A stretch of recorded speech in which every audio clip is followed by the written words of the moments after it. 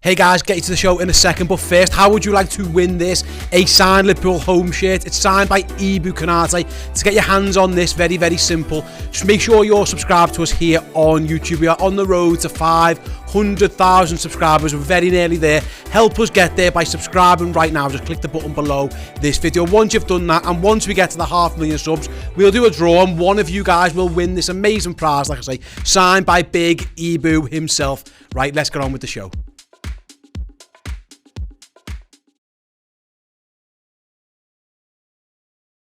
Welcome to the Redmen TV. Liverpool have just done 3-3 with Brighton at Anfield. I'm joined by Chris, Jith, Kieran and Courtney to react to that. And I'll start with you, Chris. It feels deflating. Even though we were 2-0 down, we were 3-2 up at one point, and the defending. I know. I want to be talking about how Liverpool need to stop going behind and need to stop conceding early goals and stuff. But when you turn it round and you're 3-2 up, you can't really talk about that because you've done everything you need to do to get back into the game. But ultimately, for me, I think the big talking point at the moment is that Liverpool have a soft underbelly. You know, we've been talking about it all season long, haven't we? I think it's too easy to score against us. It always feels like 3 passes and they're in. Now, disclude the third goal. I thought that was brilliant football, to be fair. You know, if you're being uber sort of a twat, then you might say that Trent Alexander-Arnold took too long to get out to his man, but I thought it was good football. But the others, I can't remember which way around it was. Maybe the second one, Trent defensively, poor header. Hendo maybe starts to dwell on the ball a little bit, and they're in 3 passes later. It was very similar for the first goal. It was one of Trent or Jordan Henderson didn't get the ball away enough, caught in possession. 3 passes later, they're in. Josh Hart gets a hat-trick at Anfield, which you never want to see. That's the thing that I can't get my finger around at the moment. I can't put my finger on, is that how have Liverpool sort of gone from being absolutely brilliant at defending to not understanding how to do it at all? I mean, look, I know it's all about Trent Alexander-Arnold's positioning, and I know people say like lads aren't covering for him. I don't think it's the midfield's job to cover for Trent anymore. I truly believe that it's the 3, Chimikas, Matip and Virgil van Dijk, that go to a 3 at the back, that they're supposed to defend those situations. They're not doing that very well at the moment for me. But what I don't understand is with Trent's change of position is when you get into that sort of number 10 position, and I said this on the In The Ground podcast a minute ago, you've got to have a lad that's good with the ball back to goal. And I don't think Trent is at his best back to goal. I think Trent Alexander-Arnold is a lad who, because of playing right back for the last 3 seasons, has the ball in front of him and he can see the pitch and he can whip balls in and he can decide how he's going to play. Think about 44 minutes into the game, he receives the ball back to goal and doesn't know what to do with it. That's where you want Bobby Firmino. So for me, as a stupid person watching the match, I would like to know what Trent is supposed to be doing in those situations, because me, with my eyes, I'm not sure that it's working, and I'd love to know what's supposed to happen. Yeah, I agree. It was all down that right-hand side of Liverpool where they did attack and they got the goals from it. What I will say to you, Jith, is I thought once we go 2-0 down, the reaction is absolutely brilliant from us. And people can sit here, we've got a draw. I'm trying to look at the positives here. I thought for the majority of the second half and the second half of the first half, we were actually quite good. We got ourselves on the ball, we settled down. But why do we need to go down 2-0 to actually get into that momentum in that situation? I think it got to a point where it was just we're not going to lose any more here. 3, 4, 5-0 down, that's not going to impact anything. We're okay. It's just looking on that 50-minute spell, probably between 20 and 70, where I thought we were quite good. The difference is that we started winning the ball in midfield. Fabinho actually started winning his challenges. Thiago started winning his challenges.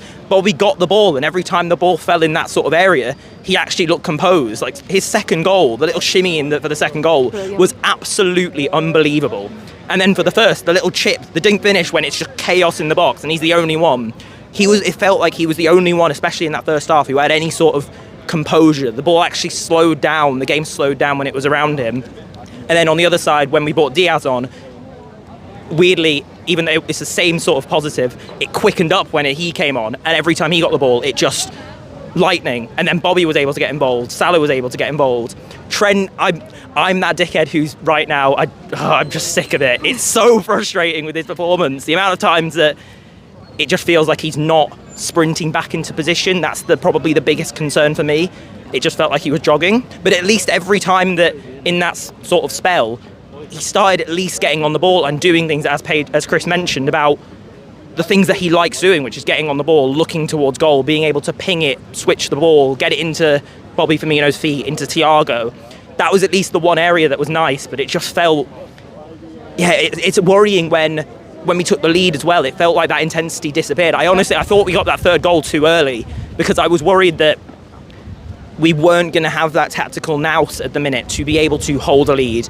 I don't quite understand why Klopp didn't bring on someone like a Joe Gomez earlier. It felt like that kind of overload was going to happen at some point, and then it turned out to be the actual equaliser. And yeah, that just whole problem, it didn't feel like the game management of 3-2 was ever going to be there. And that's definitely a concern with the mentality side of things. It felt like we sort of already did the job. The interesting thing with Trent for me is, for every time he plays an incredible pass, he plays a really silly clearance that goes 10 yards in front of the D of our penalty area, and you're thinking to yourself, this is a lad who, his decision making normally is absolutely brilliant. You know, we used to have Salah running down the wing and he'd just be able to his outball every single time there, but now it's like he's second guessing himself.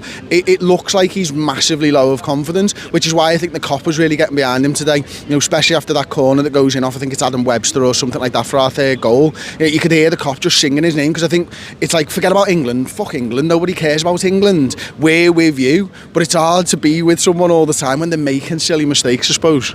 Yeah, and he did make a couple of mistakes. He wasn't in the correct positions at times. And Kieran, the Trent that we know, who absolutely dominates the game and is our most attacking player, you know, when he's out of the side, you can tell, because we lose the attacking sense of him. But at the moment, his position, I don't know what it is, whether Jordan Henderson should be helping him more. I don't understand how. We are obviously being targeted down the right-hand side. Yep. Virgil van Dijk's not there, so obviously you're going to target that side. What do we do to help him out? It's tricky to say. I don't really know, and I think going back to Trent, he didn't have a great game. There's no one trying to say that he did, but if it was just Trent, then you can maybe work on that. It was a lot of people. I think going back to what the guys were saying in the Umbu, Hendo, Thiago and Fabinho in the midfield, that was what everyone was wanting, because we wanted to control that midfield. That's where Brighton's strengths were. Thiago was kind of anonymous for the first half. He came into it when we were playing well. For me, it's the intensity of the whole team. So for the majority of the game, really, Brighton were on top. They were on top. So they were, anytime a Liverpool player got the ball, they're nipping at their heels, they're doing a silly foul, a tactical foul, they're not giving you any space to think, and that was causing us to make bad balls. When we were on top, we were doing that to them. When Diaz came on, he was full of energy and he was getting right into them, and it gives the crowd a lift and it gives the team a lift, but ultimately it puts Brighton on the back foot. I think in the first half as well, starting with the front three of Carvalho and Bobby and Salah, it didn't seem balanced for me. You've got the pace with Salah on the right wing, but then Carvalho and Bobby don't have pace, so the Brighton defence can just marshal Salah. I think that's why when Diaz came on, it gives them something else to think about amongst everything else. They were able to play it out the back dead easy first half, weren't they? We were knocking it to the goalkeeper was taking fucking forever to take goal kicks and stuff, but he'd knock it left, and you know that in about 2 passes time it was going to their right back, because Carvalho was coming in and it might go to a midfielder or it might go to a right back, and then it was going to their right back, and they were just springing from there. And it wasn't until Diaz came on that actually stopped, and Brighton stopped having that outlet there.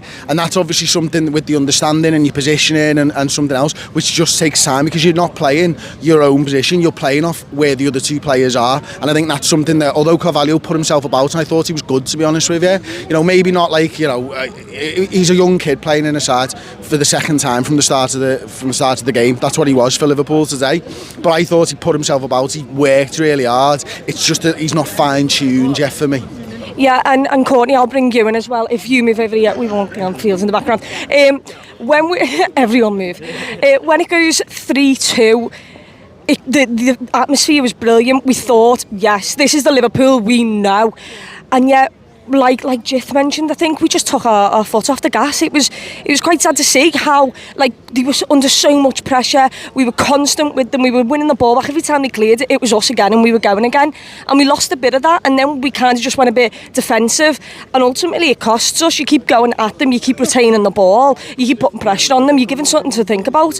Where when we kind of coiled and sat defensively, they were like, Sam, we'll pass the ball around you. We've done this twice before. We've scored against you twice before. We can do it again. Yeah, I think for me, I said straight away, everyone around us, like, you saw the goal coming. As soon as we lost it, they were going back on the attack, and it was constant from them, and you could see it coming down. For me, I thought you saw them targeting Trent's side constantly, and I think for me, Trent, although he was brilliant up front, like, going for it, but in defence he's not there anymore. Like, all this season we've been saying Trent's poor, and it is like a real shout now, is Trent more of the midfield, like loads of people have been saying, and we've sort of been shrugging it off. Do we start looking and going, when Ramsey's fit, do we put Ramsey in and sort of give Trent a bit of a break and maybe look at put him in the midfield? Yeah, for me, I thought Diaz coming on was like the spark we needed, and when it got towards the end of the game and it was 3-3, I just wish we started putting the ball down a lot of the time. You looked and there was like 2 minutes, a minute on the clock, and we were still trying to play it out around, and it wasn't. If we wanted to go on the attack, we needed to. We only had a few minutes left.